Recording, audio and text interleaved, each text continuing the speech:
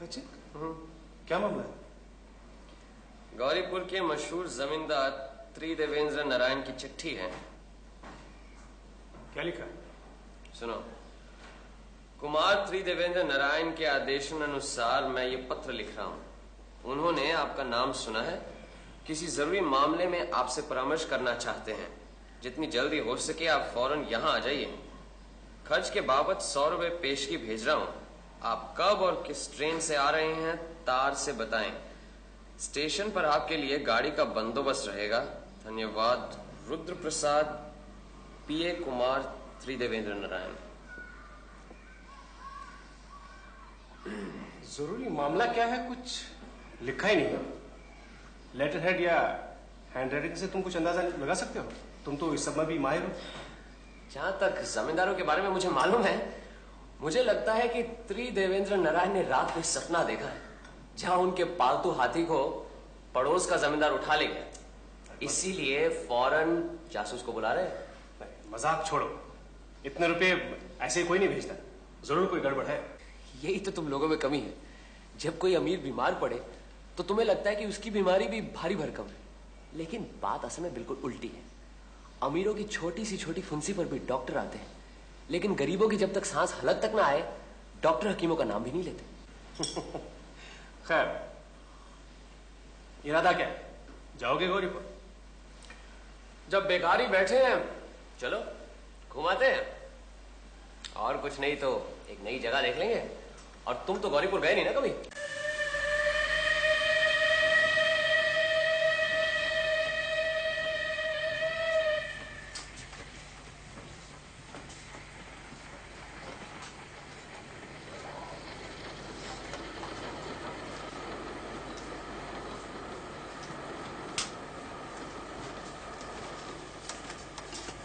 पान लीजिएगा? जी मैंने कहा पान लीजिएगा। लीजिए ना, इसमें तंबाकू तो नहीं है। नहीं, मुझे तंबाकू से परहेज नहीं, बस मन नहीं कर रहा। मैं बैठ सकता हूँ? आप ये पान नहीं खाते।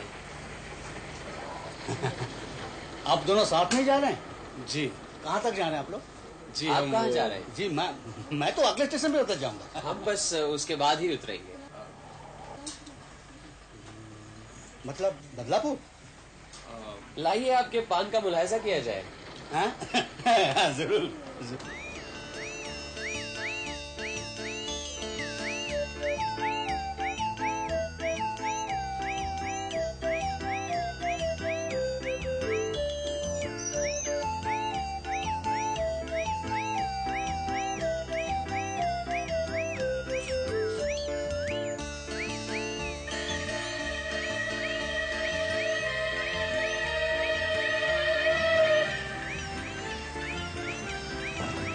अरे, वो पान वाला आदमी तो दूसरे कंपार्टमेंट में चढ़ गया, यही ना?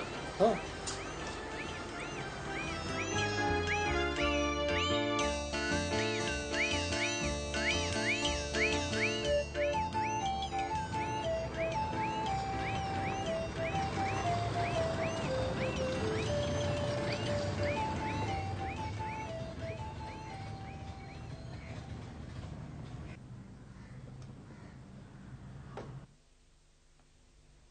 वाह भाई, क्या आलीशान बंगला है। हाँ। मैं कुमार त्रिदेवेंद्र नारायण का प्राइवेट सेक्रेटरी हूँ, रुद्र प्रसाद। मैंने ही आपको चिट्ठी लिखी थी। अच्छा। रास्ते में कोई तकलीफ तो नहीं हुई? जी नहीं। रघुवीर, सामान ले आओ। आइए। आप ही व्योमकेश बाबू हैं? जी हाँ, अजीत कुमार बैनर्जी। ये मेरे मित्र, सहयोगी और भविष्य में मेरी जीवनी लेखक। आपकी जीवनी लिखने के लिए तो भी बहुत वक्त पड़ा है, पर मुझे बड़ी खुशी हुई कि आप अजीत बाबू को साथ लेकर आए, क्योंकि इनकी लेखनी की वजह से तो हमारा आपके साथ परिचय हुआ है। धन्यवाद।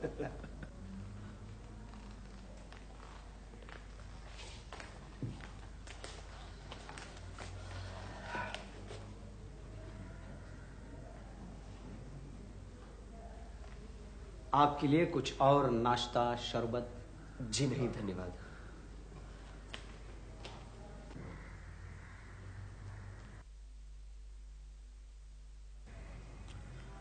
जिस काम के लिए आपको यहां आने की तकलीफ दी, वो काम जितना गंभीर है उतना ही उसे गुप्त रखने की जरूरत है। इसलिए सब कुछ बताने के पहले आपको वचन देना होगा कि मैं जो कुछ भी कहूं वो बात हम तीनों के बीच ही रहे। बताइए, किस तरह का वचन लेना होगा? नहीं नहीं, लिखा पढ़ी पूजा पाठ की कोई जरूरत नहीं, आपने कह दिया इतना ही काफी है। अच्छा, अगर घुमा फिरा कर कहानी के रूप में कुछ लिखें तो? जी नहीं, घरेलू मामले की कोई भी बात किसी भी तरह घर के बाहर नहीं जानी चाहिए। आप बेफिक्र रहिए, हम दोनों किसी को कुछ नहीं कहेंगे। हमारी परंपरा के अनुसार बहुत दिनों से हम हीरे जवाहरात इकट्ठे करते आ रहे हैं, ये शायद आपको नहीं मालूम। कुछ कुछ मालूम है। सुना है आपके खानदान में एक अनमोल हीरा है, सीमांत हीरा, और इस तरह का हीरा पूर्व भारत में और कहीं नहीं है।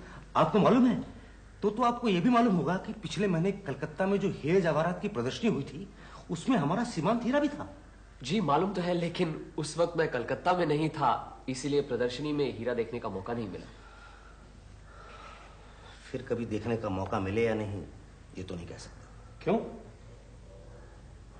सीमांत हीरा चोरी हो गया है। चोरी हो गया? जी, इसीलिए आपको यहां बुलाया है। आपको शुरू से बताता हूं, हमारी जमींदारी बहुत पुरानी है। अंग्रेजों से पहले पठान बादशाहों के समय हमारे पूर्व पुरुषों ने यह जमींदारी हासिल की थी। कैसे हासिल की थी बताने में अभी कोई हर्ज नहीं है। हमारे पूर्वज जबरदस्त डाकुओं के गिरोह के सरदार थे।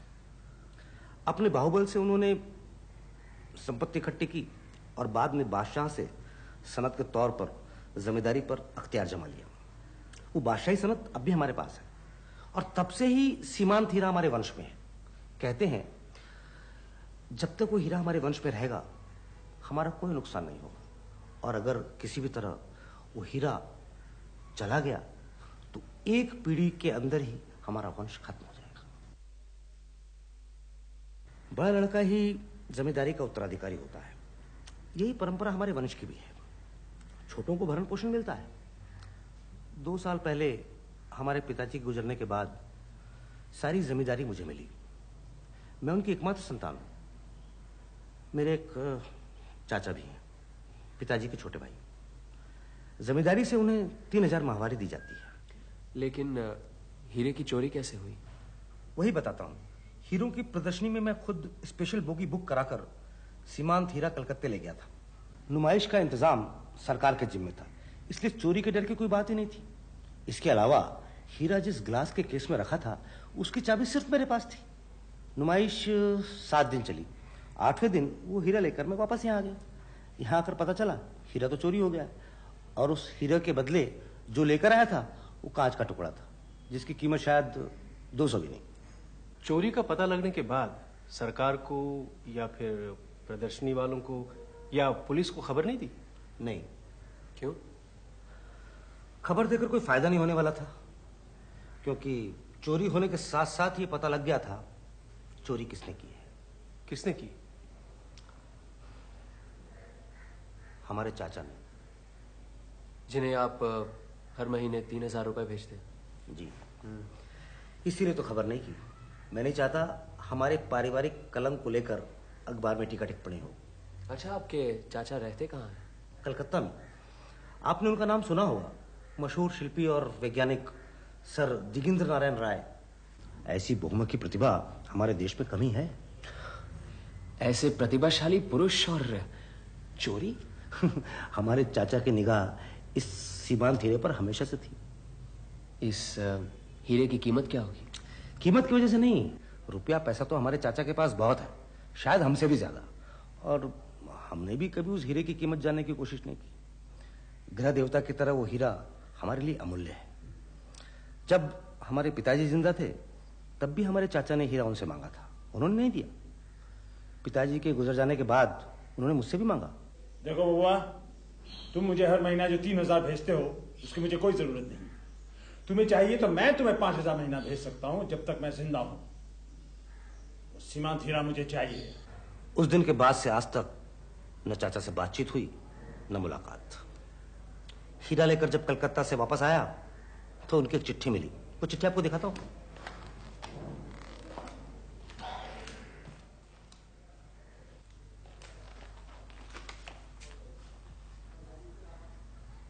बुरा मत मानना, तुम लोग हीरा देना नहीं चाहते थे, इसलिए मैंने खुद ही हासिल कर लिया।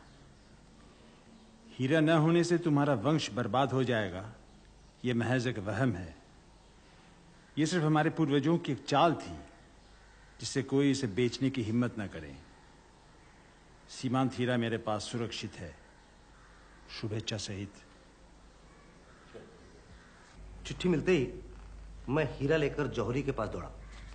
जांच पड़ताल के बाद पता चला कि वो हीरा तो नकली है, लेकिन दिखने में बिल्कुल असली हीरे जैसा। मैं आपको अभी दिखाता हूं। कैसा लग रहा है?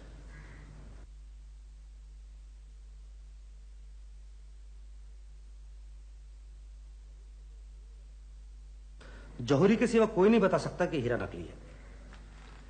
तो मेरा काम हुआ आपको असली हीरा ला कर देना। जी, ये काम कर दीजिए और हमारे वंश का हीरा हमें दिलवा दीजिए।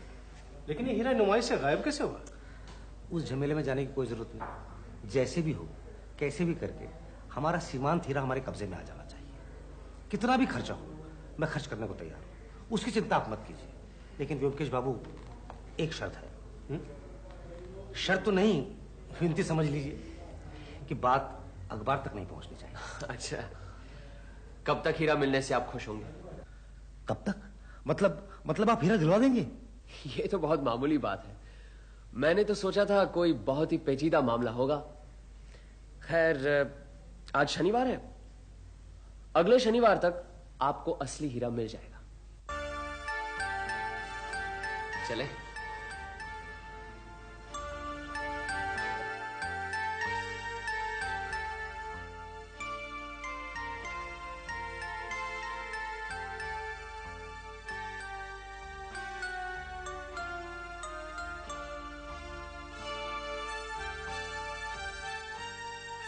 सर, दिगेंद्र का बंगला यही है?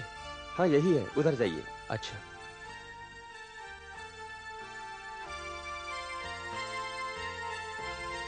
अजीत, हाँ? हर चीज ध्यान से नोट करना। ठीक है। नौकरी के लिए आया? हाँ। इधर जाओ।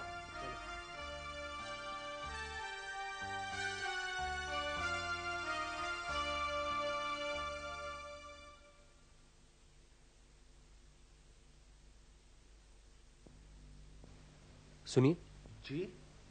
यहां ये भीड़ कैसी? सर, दिगेंद्र नारायण को एक पर्सनल असिस्टेंट की जरूरत है। उसी के लिए हम सब उम्मीदवार हैं। आज इंटरव्यू है? जी, 10 बजे।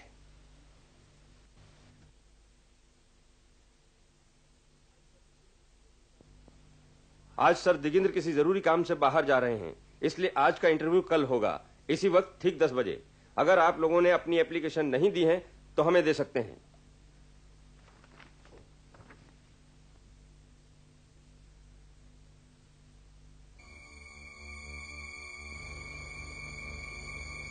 सुनिए जी?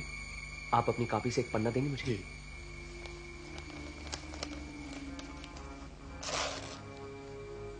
एक और प्लीज। किस लिए?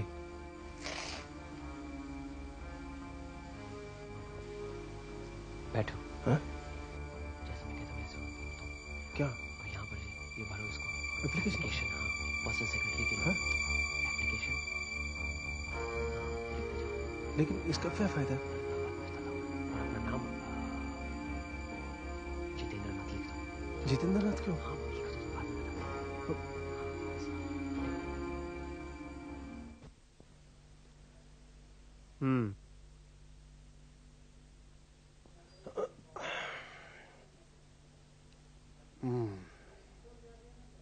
अच्छा ब्योमकेश, नैतिक दृष्टि से ये जो हम काम कर रहे हैं, क्या सही है? कौन सा काम? यही गलत नाम देकर अर्जी जो दे आए, या मान लो वो हीरा में मिल भी गया, तो क्या उसे हासिल करना चोरी नहीं है? होगी, होगी क्यों नहीं? और अगर पकड़े गए तो जेल भी जा सकते हैं। लेकिन हम चोर के घर चोरी कर रहे हैं, देखा जाए तो ये एक पुण्य काम है। लेकिन कानून की नजर में झूठ झूठ है और चोरी चोरी। हाँ है, सजा भुगतनी पड़ी तो भुगतेंगे, लेकिन मेरे ख्याल से ऐसी नौबत नहीं आएगी। अच्छा, तुम्हें क्या लगता है वो हीरा उसी घर में है? जिस हीरे के लालच में चाचा ने बुढ़ापे में ही भतीजे से सारी संपत्ति हड़प ली, उसे एक भी लम्हे के लिए आंखों से ओझल नहीं होने देगा। बस सिर्फ यह पता लगाना है कि वो हीरा है कहां।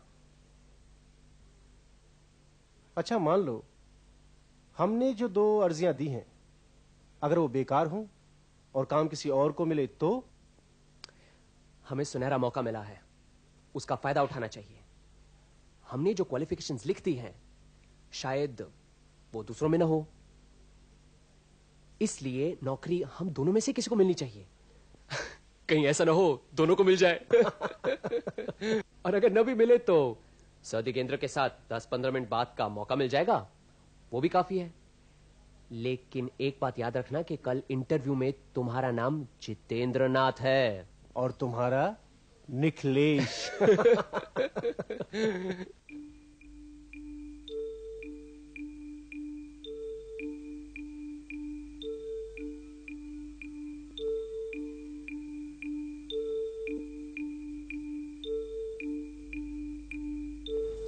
भूपेंद्र,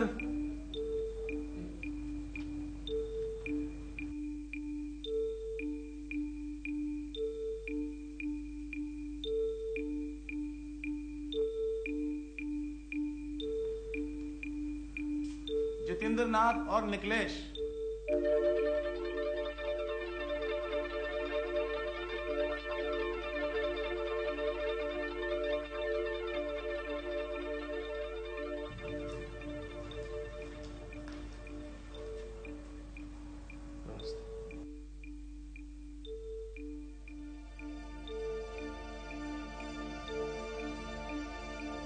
उजले सिंह, जी हुजूर।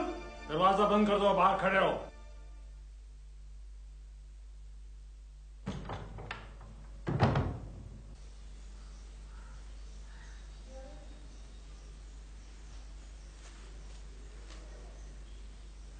निखिलेश किसका नाम है?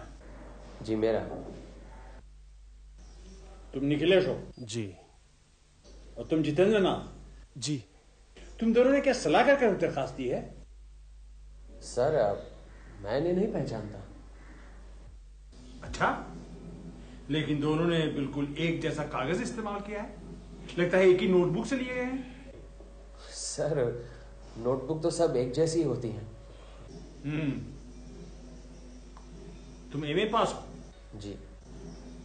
कलकत्ता यूनिवर्सिटी से? जी। कलकत्ता यूनिवर्सिटी के पिछले 10 साल के एमए रिजल्ट्स मेरे पास हैं। तुमने किस साल पास किया? इसी साल, पिछले महीने ही नतीजा निकला है। इस साल का नतीजा इस फाइल में नहीं है। शॉर्ट हैंड और टाइपिंग की जो स्पीड लिखी है, उम्मीद है वो भी एमए डिग्री की तरह ठीक होगी। Yes sir. मेरे हिसाब से तुम ही एक कैंडिडेट हो जो सब तरह से फिट हो। बैठो। अजीत बाबू। Yes sir.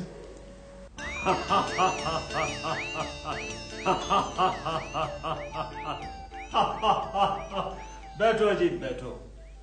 शर्माने की कोई जरूरत नहीं, मैंने तुम दोनों को पकड़ लिया है।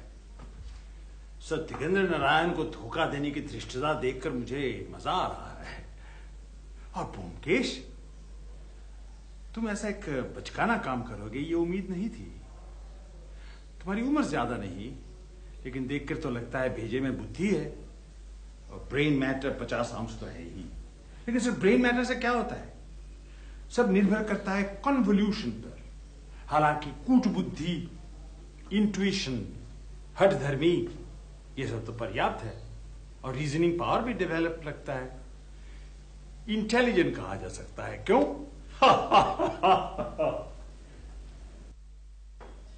और मेरे भेजे में कितना ब्रेन मैटर है जानते हो? 60 आउंस। तुमसे 10 आउंस ज्यादा। यानी कि एक गोरिल्ला और आम इंसान की बुद्धि में जो अंतर है, वही है तुम्हारी और मेरी बुद्धि में। तो मैं अगर इंसान हूं तो तुम क्या हुए? बबुआ ने तुम्हें भेजा है, यानी कुमार त्रिदेवेंद्र नारायण, हीरा हासिल करने के लिए। तो क्या तुम 50 आउंस ब्रेन मैटर लेकर वो कर पाओगे?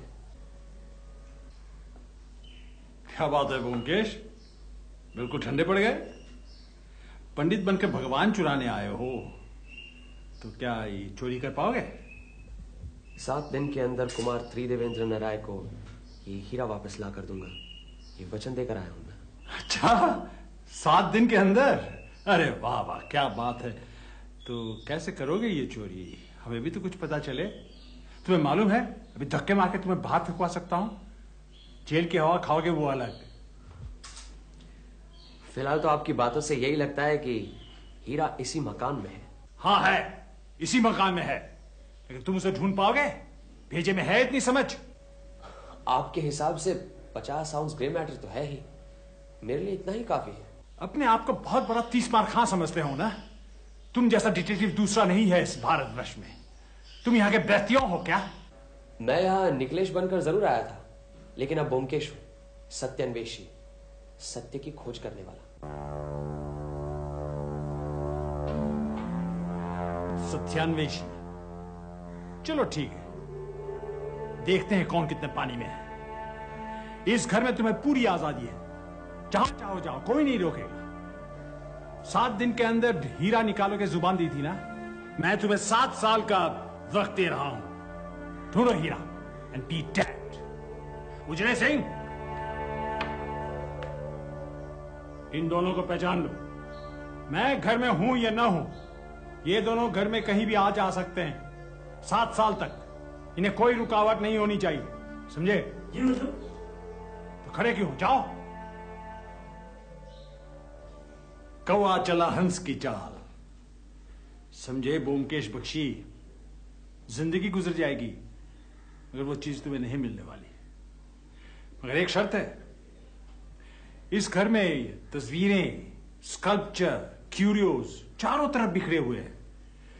हीरा ढूंढने के उत्साह में ये चीज को कोई नुकसान पहुंचा, टूटा या गिरा, तो उसी वक्त मैं धक्के मार के तुम्हें बाहर निकाल दूंगा। मंजूर? मंजूर है। और कुछ? फिलहाल तो कुछ नहीं। सर, मुझे एक बात जानने की बड़ी उत्सुकता हो रही है। आपको कैसे पता चला कि हम ब्योमकेश और अजीत हैं? उजले सिंह, सचिन को बुलाओ। जी हुजूर। क्यों Byomkesh Bakshi, as detective of India, इनके सवाल का जवाब दे सकते हो? नमस्कार सर, नमस्कार नमस्कार। इनसे मिलिए, ब्योमकेश बख्शी, अजीत बैनर्जी। हम मिल चुके हैं सर।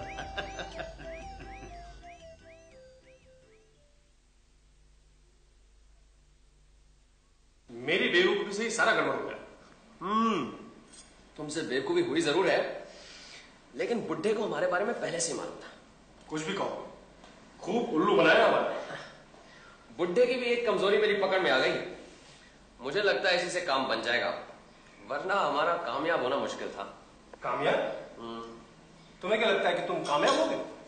मुझे तो पूरी उम्मीद है।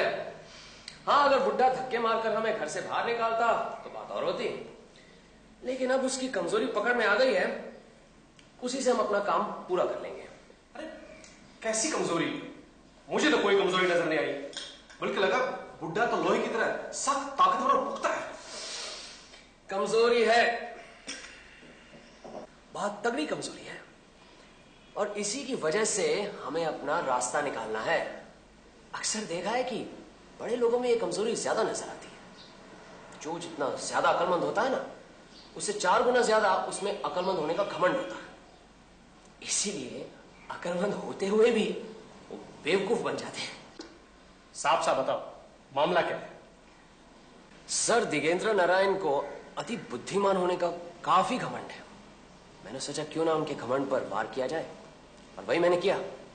बुड्ढे ने भपके में आकर घर में घुसने की आजादी दे दी। इससे अपना आधा काम तो हो गया, बाकी क्या बचा? हीरे को ढूंढ निकालना, वो भी हो जाएगा। तुम क्या फिर वहां जाओगे?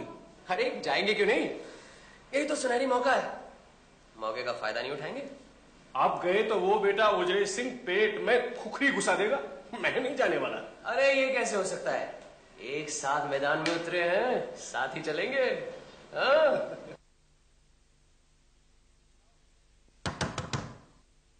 आ जाओ।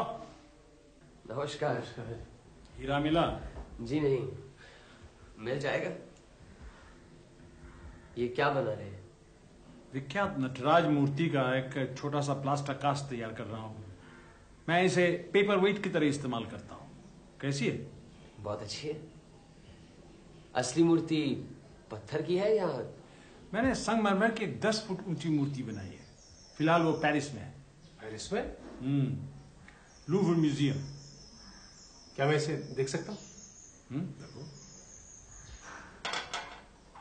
इसे आप खुद ही मोल्ड करते हैं? और कौन करेगा? क्या ये बाजार में मिलती है? बाजार में मिलती तो क्या खरीदते? हाँ, क्यों नहीं, मैं भी और भी बहुत से लोग खरीदते। कैसे आना हुआ? बस यूं ही घूम घाम कर सब काम खत्म हो गया था, सोचा एक बार आपसे भी मिलते जाएं। शाम को फिर एक बार आऊंगा। बड़े बेवकूफ किस्म के आदमी हो जी। अभी टूट जाता तो? कोई भी चीज टूटी तो उसी वक्त घर से निकाल दूंगा। जी मुझे बहुत अफसोस है। I am so sorry. आइंदा सावधानी बरतूंगा। ये सब नाजुक कलाकृतियां हैं। इन्हें कोई अनाड़ी की तरह हाथ लगाने से मैं आग बबूला हो जाता हूं। जी आपका कहना बिल्कुल ठीक है। I am sorry again. अच्छा तो चलते हैं। क्या अभी आए अभी चल दिए? नहीं, एक जरूरी काम याद आ गया। इंपीरियल लाइब्रेरी जाना है। तो शाम को आ रहे हो ना? जी जरूर। ठीक है, आगे चाय पीने हमारे साथ। जी थैंक यू। नमस्कार।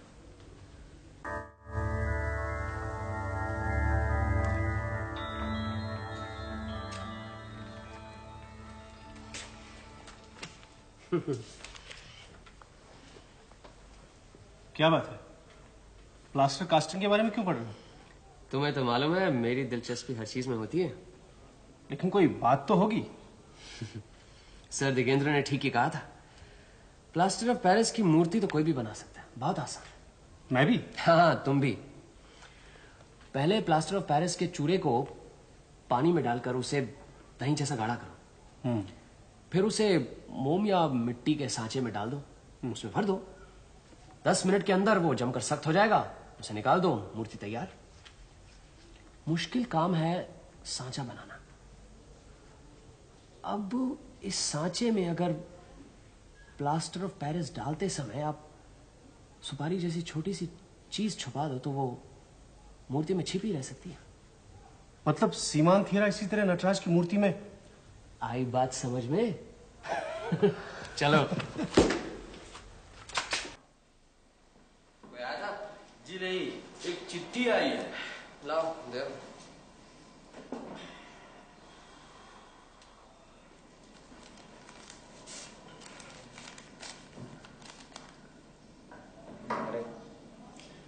गौरीपुर से श्री देवेंद्र नारायण आ गए हैं। ग्रैंड होटल में है। वो तो आएंगे। वादे के मुताबिक शनिवार को उन्हें सीमांत हीरा मिल जाना चाहिए।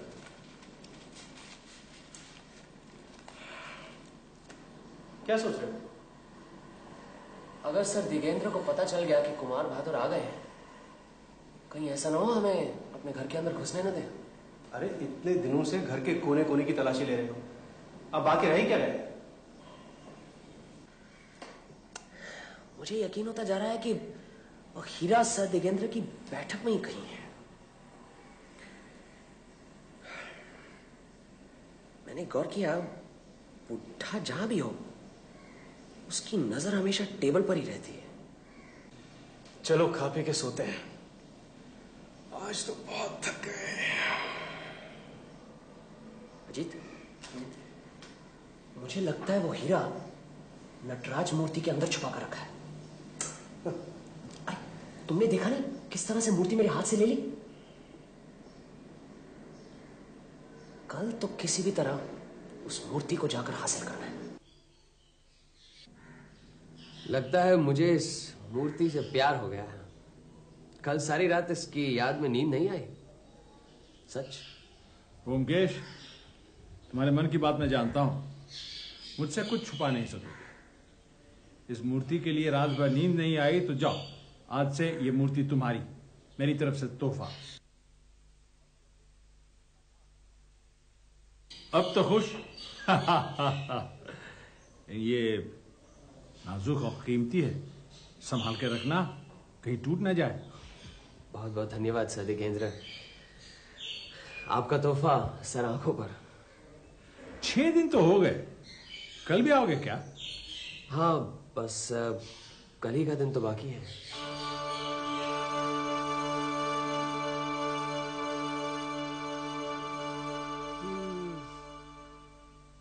हार गए जीत। क्या बात है? मेरी कुछ पल्ले नहीं पड़ रहा।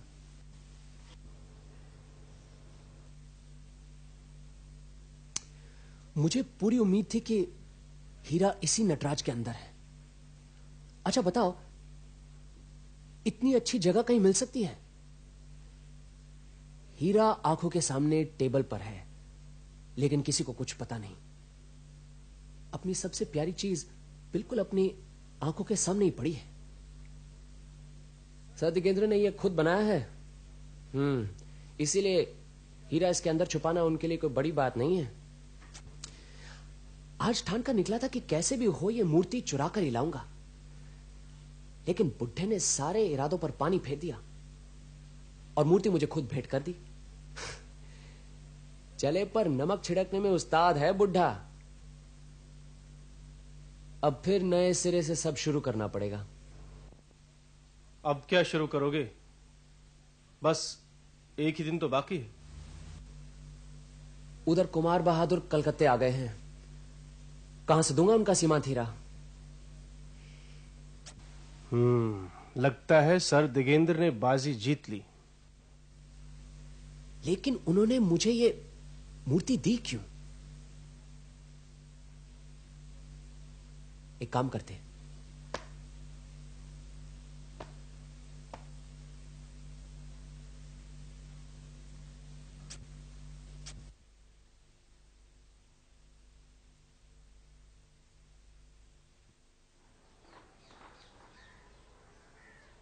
कैसे हो उजरे सिंह? ठीक है साहब। आज हम तुमसे मिलने आया। कितने दिनों से हो यहाँ तुम? साहब बोला आप लोग को अंदर बैठने के लिए। तुम क्या कभी अपने मुल्क जाता नहीं? किधर है मुल्क को, नेपाल या दार्जिलिंग? साहब बोला आप लोग को चाय पिए तो हम देंगे, आप अंदर बैठिए। अच्छा लाओ, तुम्हारा एक बीड़ी दो। बीड़ी हम नहीं पीता साहब, आप अंदर बैठिए। साहब अभी आ जाएंगे, बाहर गया। तुम्हारे साहब अंदर नहीं है? नहीं, लेकिन अभी आ जाएंगे। आप लोग को बोला साहब अंदर बैठने के लिए।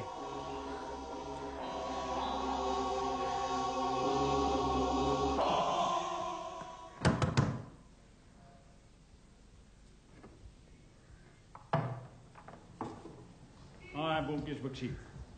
भाग गए। आपका नाम? जी बताइए ना। मेरा नाम जानकर तुम क्या करोगे? बाबू का हुक्म है, कोई भी आए उनका नाम पता रखूं। अच्छा ये बात है, तो कह देना गौरीपुर के कुमार साहब के आदमी आए थे। एक गिलास पानी लाना, दवा लेनी।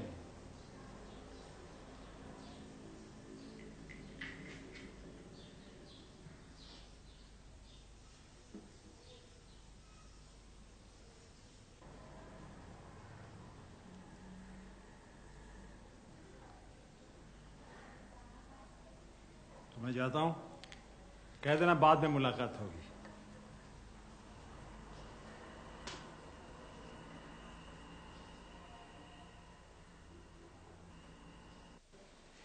अरे बूटी राम, तुमने तो बहुत अच्छा काम किया है। अजीत, तुम्हें जानकर ताजुब होगा, पूरे एक दिन 24 घंटों तक वो सीमांत हीरा इसी टेबल पर था। खैर अब तो पता चल गया है हीरा कहाँ है। लेकिन तुमने उन्हें ले क्यों जाने दिया? कोई बात नहीं, अब पता जो चल गया है कि असली चीज कहाँ है। ग्रैंड होटल, कुमार श्री देवेंद्र को दीजिए। कहिए ब्योमकेश बात करना चाहते हैं। हाँ कुमार बहादुर जी, ब्योमकेश। कल सुबह 10 बजे तक आपको अपना सीमांत हीरा मिल जाएगा। नहीं नहीं, आप 12 बजे की गाड़ी से ही जा सकते हैं। हाँ, 11 बजे आप आराम से होटल से निकल जाइए, मैं उसके पहले ही आ जाऊंगा। 100%। जी हाँ, निकल पड़िए जी। Bye bye. अरे आओ आओ, आजकल जब तक ये जुगल जोड़ी के दर्शन नहीं होते तब तक खाली खाली सा लगता है, आदत सी पड़ गई है। चाय लिया। आपको 7 दिनों से काफी परेशान किया हमने, बस यही कहने आया था, हम कल से नहीं आएंगे। जिंदगी में हार जीत तो होती रहती है। आपको जरूर मालूम होगा, आपके भतीजे साहब ग्रैंड होटल में ठहरे हुए हैं। मैंने उनसे भी कह दिया है, उन्हें यहाँ और ठहरने की जरूरत नहीं। बस आज उनसे भी विदा ले लूंगा। चलो अच्छा हुआ, सुबह का भूला शाम को घर तो आ गया। और बबुआ से भी कह देना कि अपने समय बेकार में बर्बाद ना करे। जी जरूर कहूंगा। आपकी ऐसी ही दी हुई सौगात मैंने अच्छी तरह संभाल के रखी हुई है। आपकी मधुर याददाश्त के हिसाब से ये मेरे लिए एक बहुमूल्य तोहफा है। हमारे यहाँ इतने दिन लगातार आकर तुम्हारी दिलचस्पी शिल्प कला की तरफ बढ़ी है, ये जान के मुझे बड़ी खुशी हुई। इतने दिनों तक कला और संस्कृति की तरफ तो मेरी कोई दिलचस्पी ही नहीं थी, लेकिन आपके संपर्क में आकर कला का जो रस मिला है वो जिंदगी भर याद रहेगा। वो चित्र भी आपका मुझे बहुत अच्छा लगता है। ये चित्र मैंने 20 साल पहले बनाया था। अच्छा, अब आपसे विदा लेता हूं। आपसे मिलकर मुझे फायदा ही हुआ है। कभी जरूरत पड़े तो जरूर याद कीजिएगा। मैं सत्यान्वेषी हूं, सत्य की खोज करना मेरा पेशा है। आपके सामने हाजिर हो जाऊंगा। अच्छा सर, नमस्कार। चलो जी, नमस्कार।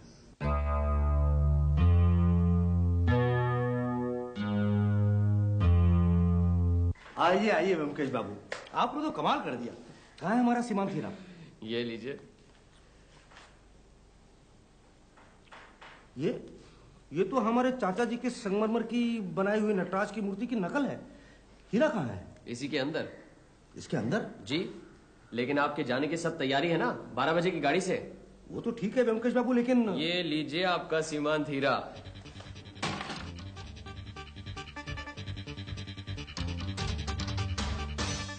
हाँ, यही हमारा सीमांत हीरा है।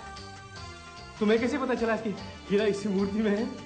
सर, दिगेंद्र भी भाप गए थे कि मुझे पता चल गया, इसीलिए हमारे आंखों में धूल झोंकने के लिए उन्होंने मुझे मूर्ति दी। फिर ऐसी ही एक दूसरी मूर्ति लेकर वो कल हमारे घर आए और इससे बदल दी। ये तो मैंने अपने हस्ताक्षर बी इस पर किए थे। उसी से मुझे यकीन हो गया कि हो ना हो इसी मूर्ति के अंदर वो हीरा है। इसलिए कुछ देर पहले मैं किन शब्दों में अपनी कृतज्ञता प्रकट करूं? यहाँ से फौरन विदा हो। कहीं आपके चाचा ना को पता चल गया तो अभी यहाँ आदमकेंगे, फिर मामला चौपट। मैं तो जा ही रहा हूँ, लेकिन आप लोगों को इसकी चिंता बात नहीं। फिलहाल आप जितनी जल्दी हो सके गौरीपुर पहुंच जाइए। हम चलते हैं। चलो जी, best of luck. Good bye.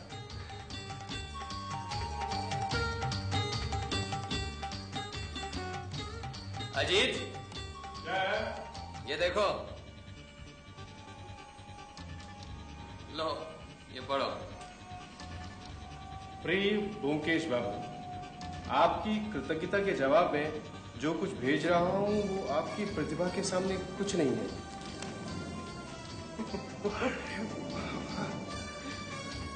आगे बढ़ो। उम्मीद है भविष्य में फिर मुलाकात होगी। अजीत बाबू को भी मेरा धन्यवाद दीजिए। हमारी पहली मुलाकात में वो पूछ रहे थे सीमांत हीरा की कहानी घुमा फिरा कर लिखे तो क्या मुझे आपत्ति होगी। तब मैंने ना कहा। आप मुझे कोई ऐतराज नहीं, नाम दाम बदल कर कहीं भी छपवा सकते हैं। क्यों?